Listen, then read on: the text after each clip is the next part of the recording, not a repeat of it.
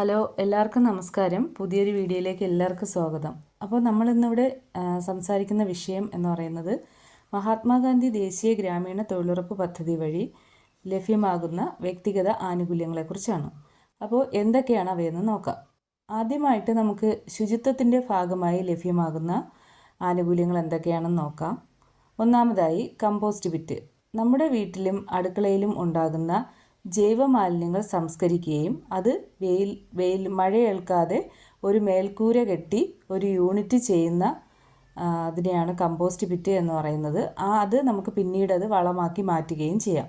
ആ compost bit ചെയ്യുന്നതിന് ഏകദേശം 10,000 രൂപയാണ് ഒരു ഗുണഭോക്താവിന് ലഭ്യമാകുന്നത്. അടുത്തതായി ലഭ്യമാകുന്നത് എന്ന് പറയുന്നത് സോക്ക് പിറ്റാണ്. സോക്ക് പിറ്റ് എന്ന് പറഞ്ഞാൽ പലർക്കും അറിയില്ല. സോക്ക് പിറ്റ് എന്ന് പറയുമ്പോൾ നമ്മുടെ വീട്ടിലെ മലിനജലം, വീട്ടിലുണ്ടാകുന്ന ഏത് തരത്തിലും ഉണ്ടാകുന്ന മലിനജലം നമ്മൾ പുറത്ത് ഒഴുക്കി വിടാതെ അത് നമ്മൾ ഒരു കുഴിയെടുത്ത് സ്ലാബിഡ് വാർത്ത് അതിലേക്ക് സംഭരിക്കുന്ന ഒരു രീതിയാണ്.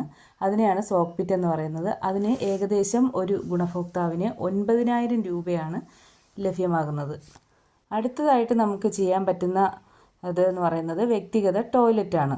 വ്യക്തിഗത ടോയ്ലറ്റിന് ഒരു വ്യക്തിക്ക് 12,000 രൂപയാണ് ലഭ്യമാകുന്നത്. നിലവിൽ ടോയ്ലറ്റ് ഇല്ലാത്തവർക്കും ഉപയോഗിക്കാൻ പറ്റാത്ത വിധം ടോയ്ലറ്റ് നശിച്ചവർക്കും വേണ്ടിയിട്ടുള്ളതാണ്. അത് നമുക്ക് അകത്ത് ടോയ്ലറ്റ്, വീടിനകത്ത് ടോയ്ലറ്റ് ഉണ്ടെങ്കിൽ യാതൊരു കാരണവശാലും പുറത്ത് ടോയ്ലറ്റ് ലഭ്യമാകുന്നതല്ല.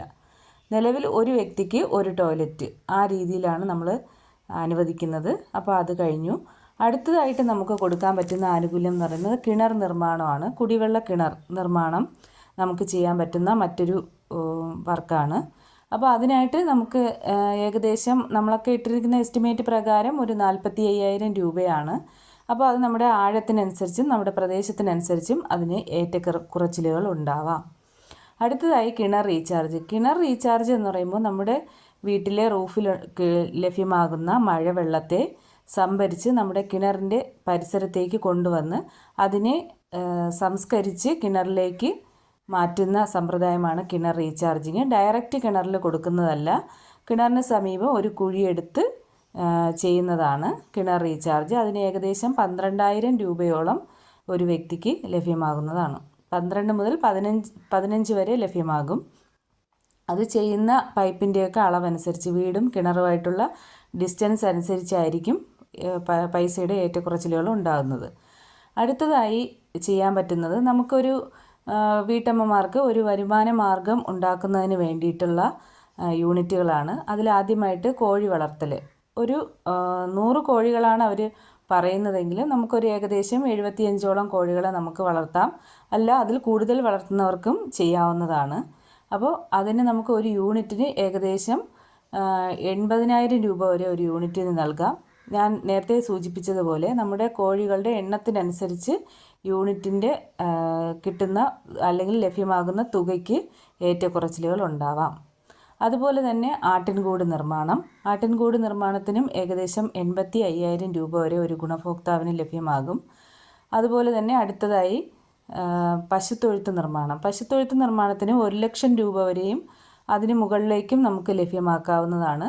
നിങ്ങളുടെ യൂണിറ്റ് എങ്ങനെയാണോ അതിനനുസരിച്ചായിരിക്കും ക്യാഷ് ലഭ്യമാകുന്നത്. പക്ഷേ ഇതിനെല്ലാം നമ്മൾ എന്ത് ചെയ്യണം?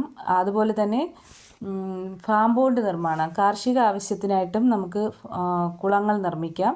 അതുപോലെ മത്സ്യം വളർത്തുന്നതിനുള്ള കുളങ്ങൾ നിർമ്മിക്കാം. അതും നമുക്ക് വരുമാന മാർഗത്തിനായിട്ടുള്ളതാണ്. അതുപോലെ തന്നെ തീറ്റപ്പുൽ കൃഷി, നമുക്ക് പശുക്കൾക്ക്, കന്നുകാലികൾക്ക് കൊടുക്കുന്നതിന് വേണ്ടിയിട്ട് തീറ്റപ്പുല്ല് കൃഷി ചെയ്യുന്നതിന് വേണ്ടിയിട്ട് വ്യക്തികൾക്ക് ഭൂവുടമകൾക്ക് ഏകദേശം 1.5 ഏക്കറോളം വസ്തുക്കൾ ഉണ്ടെങ്കിൽ നിങ്ങളുടെ വസ്തുവിനനുസരിച്ച് നിങ്ങൾക്ക് തീറ്റപ്പുൽ കൃഷിക്ക് പഞ്ചായത്തിൽ അപേക്ഷ കൊടുക്കാവുന്നതാണ്. അതും നിങ്ങൾക്ക് വ്യക്തിഗത ആനുകൂല്യത്തിൽ ഉൾപ്പെടുന്നതാണ്. അപ്പോൾ ഇതിനെല്ലാം നമ്മൾ പ്രധാനമായിട്ട് ചെയ്യേണ്ടുന്ന ഒരു കാര്യം, പദ്ധതി രൂപീകരണ ഗ്രാമസഭകൾ വരുമ്പോൾ ഗുണഭോക്താക്കൾ നിർബന്ധമായും ഈ ഗ്രാമസഭകളിൽ പങ്കെടുത്ത് ഗ്രാമസഭാ മിനിറ്റ്സിൽ നിങ്ങളുടെ പേരുകൾ വരുന്ന മുറയ്ക്കായിരിക്കും നിങ്ങൾക്ക് ഈ ആനുകൂല്യങ്ങൾ ലഭ്യമാകുന്നത്. അല്ലാത്ത പക്ഷം നിങ്ങൾക്ക് ഈ ആനുകൂല്യങ്ങൾ ലഭ്യമാവുകയില്ല.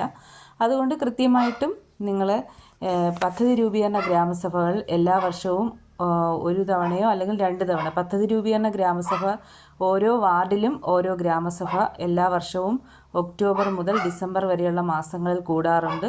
അപ്പോൾ എല്ലാ വാർഡിലെ ഗുണഭോക്താക്കളും ഈ ഗ്രാമസഭയിൽ നിശ്ചയമായും പങ്കെടുത്ത് അപേക്ഷകൾ നൽകിയാൽ മാത്രമേ നിങ്ങൾക്ക് ഇത്തരം ആനുകൂല്യങ്ങൾ ലഭ്യമാവുകയുള്ളൂ. അപ്പോൾ നമ്മൾ അതിനായിട്ട് മറ്റൊരു പ്രധാനപ്പെട്ട കാര്യം എന്ന് പറയുന്നത് ഈ ഗുണഭോക്തൃ ലിസ്റ്റിൽ ഉൾപ്പെട്ടിരിക്കുന്ന ഗുണഭോക്താക്കൾക്ക് നിശ്ചയമായും തൊഴിൽ കാർഡ് ഉണ്ടായിരിക്കണം. അപ്പോൾ തൊഴിൽ കാർഡ് എടുക്കുന്നതിന് എന്തൊക്കെയാണ് ആവശ്യം എന്നുള്ളത് കൂടി ഈ വീഡിയോയിൽ പറഞ്ഞു പോവാം. അപ്പോൾ ഒരു തൊഴിൽ കാർഡ് ഒരു വ്യക്തി എടുക്കണമെങ്കിൽ ആ പഞ്ചായത്തിൽ സ്ഥിരതാമസക്കാരനായിരിക്കണം എന്നതിൻ്റെ ഒരു രേഖ നിർബന്ധമായും ഉണ്ടായിരിക്കണം. തൊഴിൽ കാർഡിന് അപേക്ഷിക്കുന്ന ഒരു രജിസ്ട്രേഷൻ ഫോമുണ്ട്. ആ ഫോം ഫില്ല് ചെയ്ത് ആരുടെയൊക്കെ ആ റേഷൻ കാർഡിൽ അവർ സ്ഥിരതാമസം എവിടെയാണോ ആ സ്ഥിരതാമസം ഉള്ള പഞ്ചായത്തിലെ റേഷൻ കാർഡിൽ ഉള്ള അംഗങ്ങളുടെ പേര് വിവരങ്ങൾ തൊഴിൽ കാർഡിൽ ചേർക്കണമെങ്കിൽ മാത്രം അവരുടെ പേര് വിവരങ്ങൾ ചേർക്കുക.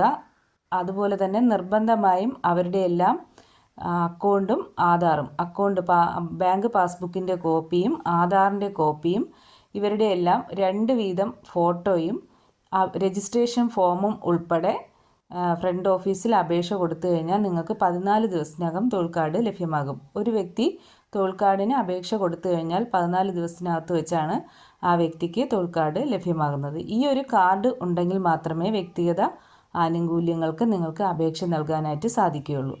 അപ്പോൾ ആദ്യമായിട്ട് ചെയ്യേണ്ടത് തൊഴിൽ കാർഡ് ഇല്ലാത്തവരാണെങ്കിൽ തൊഴിൽ കാർഡ് എടുക്കുക. തൊഴിൽ കാർഡ് എടുത്ത ശേഷം നമ്മൾ ഈ ആനുകൂല്യത്തിനായി അപേക്ഷിക്കുക. ഇനി അർഹതാ മാനദണ്ഡമുണ്ട്.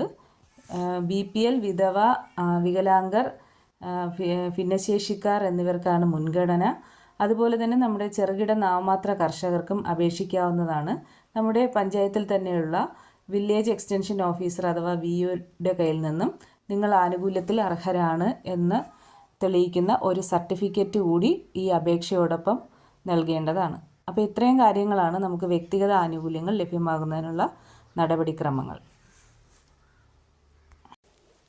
ഇനി വ്യക്തിഗത ആനുകൂല്യങ്ങൾ ലഭ്യമാകുന്നതിന് എന്തൊക്കെയാണ് അപേക്ഷയിൽ ഒപ്പം ചേർക്കേണ്ട സർട്ടിഫിക്കറ്റുകൾ എന്നുകൂടി പരിശോധിക്കാം.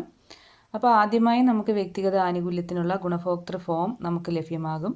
ആ ഫോമിൽ നിങ്ങൾക്ക് ആവശ്യമുള്ള എല്ലാ ഐറ്റവും അതിനകത്തുണ്ടാവും. അതിലേതൊക്കെ ഐറ്റങ്ങളാണ് നിങ്ങൾക്ക് ആവശ്യമുള്ളത് അത് നിങ്ങൾ ടിക്ക് മാർക്ക് ചെയ്യുക.